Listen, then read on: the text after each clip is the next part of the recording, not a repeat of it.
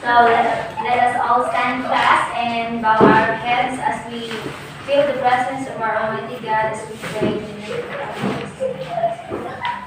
Our Father who art in heaven, who be your name, your will be done. On earth as it is in heaven. Give us this day our daily bread and forgive us our sins. Deliver us from evil. Okay, good morning, class. Good morning. Good morning.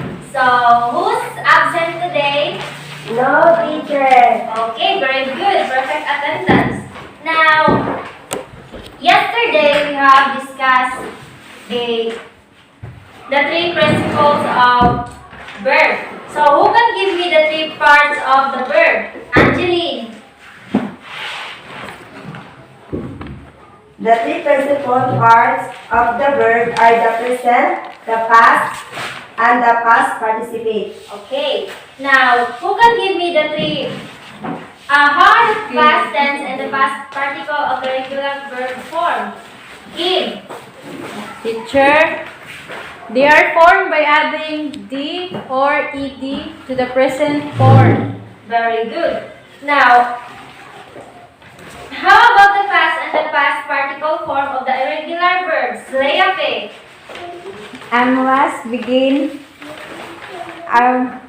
Was, been, begin, began, began. Okay, very good. Now, I have here a crossword puzzle. Let me show you, and all you have to do is to answer it.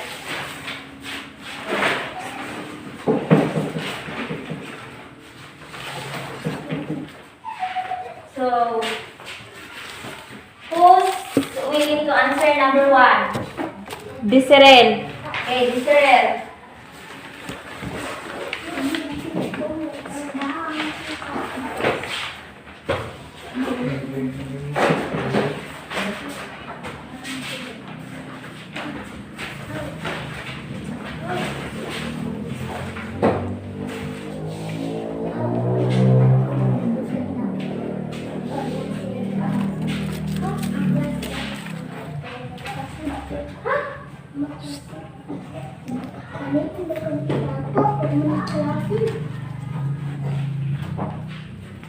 Next, number two, Alpagel.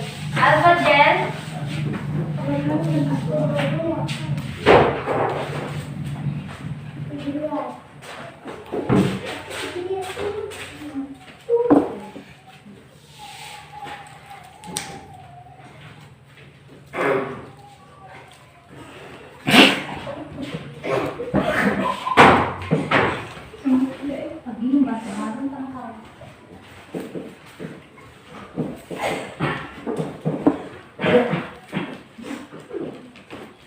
Okay, next, number three, Isocris. isophrase.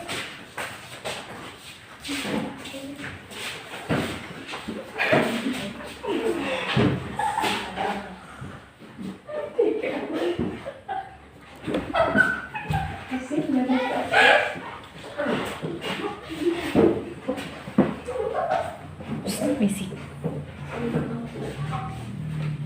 So, last one, number Alien. four.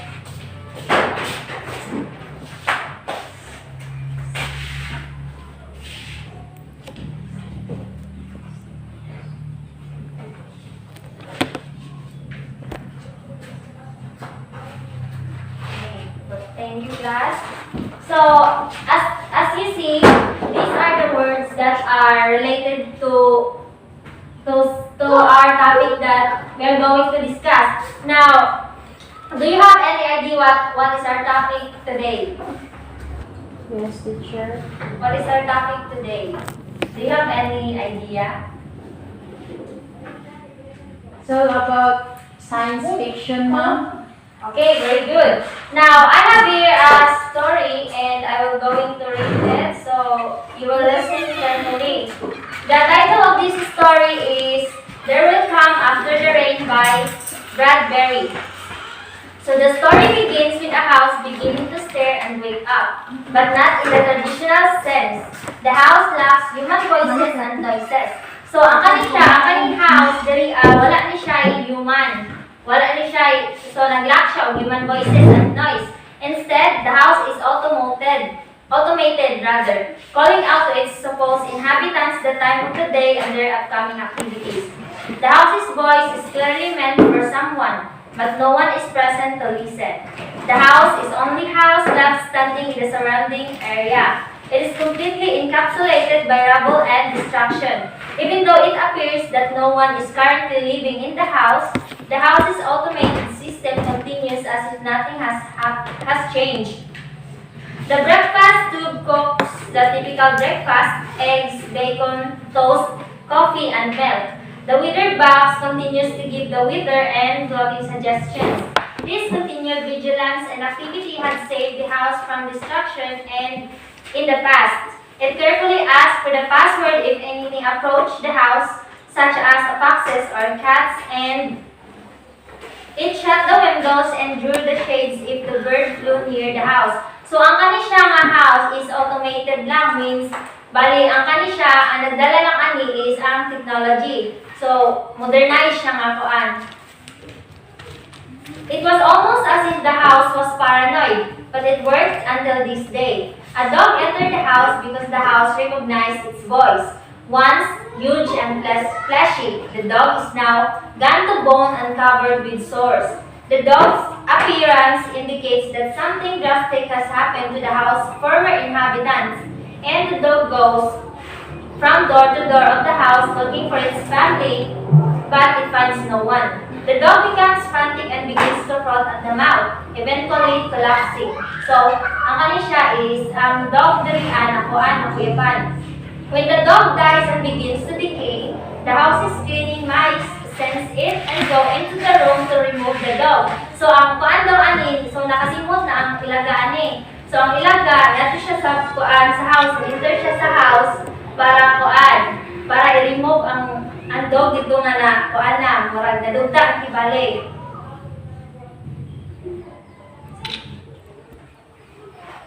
He is deposited into the incinerator in the cellar. Despite this unusual event, the house once again continues as usual. So, murag wala alay na hitabo. Bali, ang daily routine lang nga. Kanang murag naghapoy, kibali murag naghapoy na cooperate ana nga balay. So, kanang murag kuan lang, daily routine lang sa balay. Nanagay mo murag as if nothing happened lang. It prepares lunch, set up tables and chairs for bridge, and nursery readies itself for children's hour. As the house prepares itself for night and sleeping, it asks Mrs. Macmillan, which poem would you like this evening? Of course, no one responds.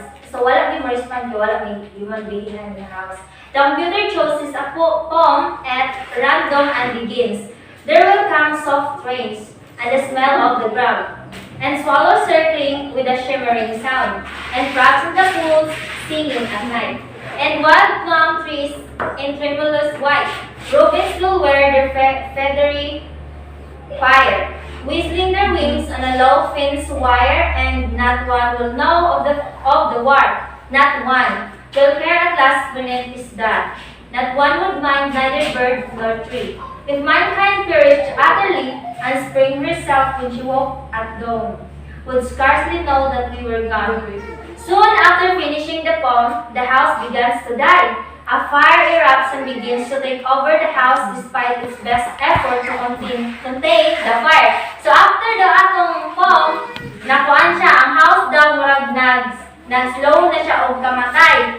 So kuan na din siya, ni-emerge na din ang fire dito ang bisag unsaon og kuan sa kanang kuan, bisag og kanang sa kanang technology ato nga house nga makuan to siya, makontain ang fire, wala gid nila nabuhat.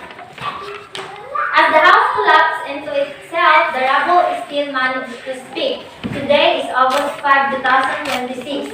Today is August 5, 2026. Today is. The people are gone, the house is nearly gone, yet the automation somehow continues. And so that ends the story. Now, I want to ask you, do you have any... Yes, teacher. Can you give me examples of it? So, I want to ask Angeline if you already saw a science fiction movies.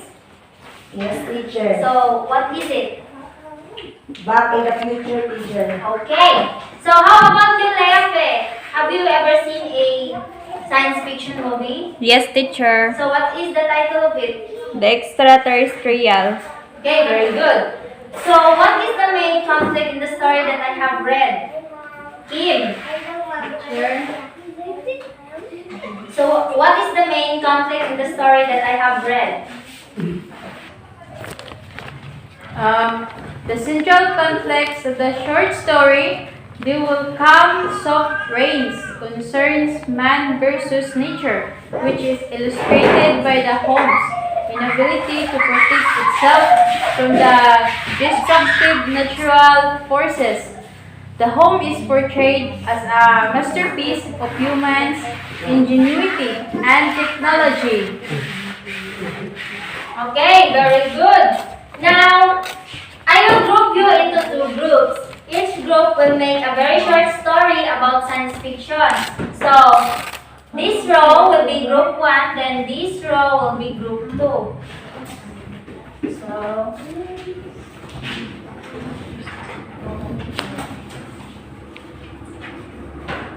dili lang niyo isulat ang kuan ha. So, ang leader is Angeline. And ang leader dere, ikaw. So, you will write a short story depicting science fiction. So, I will only give you 10 minutes, class. So, start.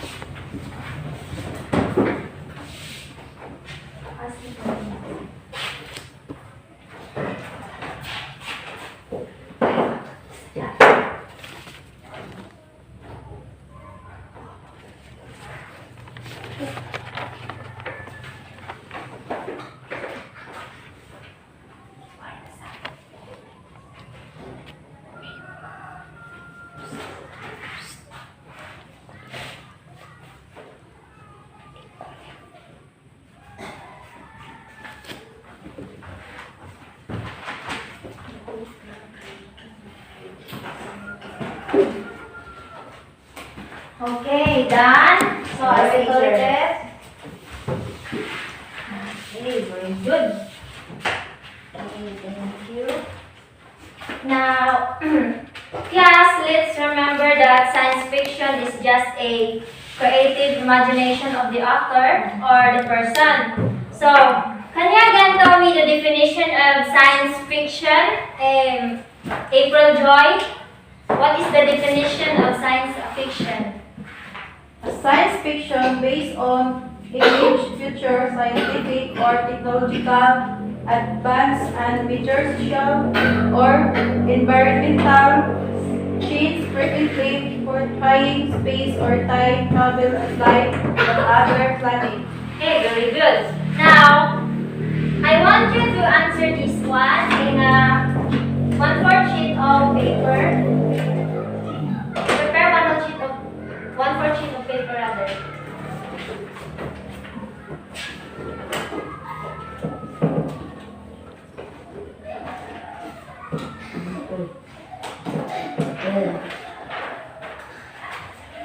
One-fourth sheet of paper.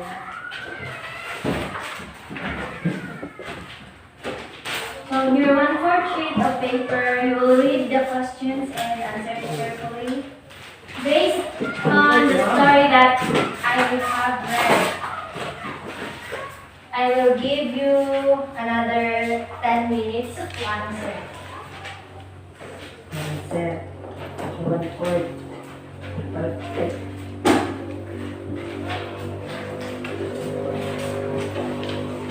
Oh, so siya 1/4 na lang ang tinatid.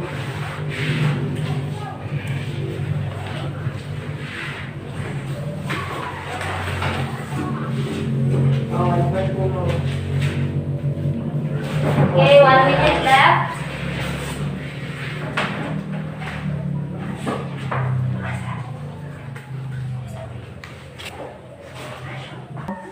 Okay, pass your papers.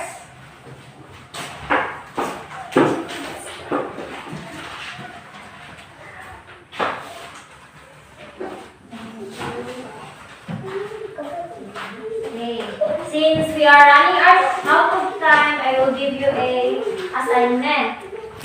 You will write it in a one sheet of paper, then pass it tomorrow, class.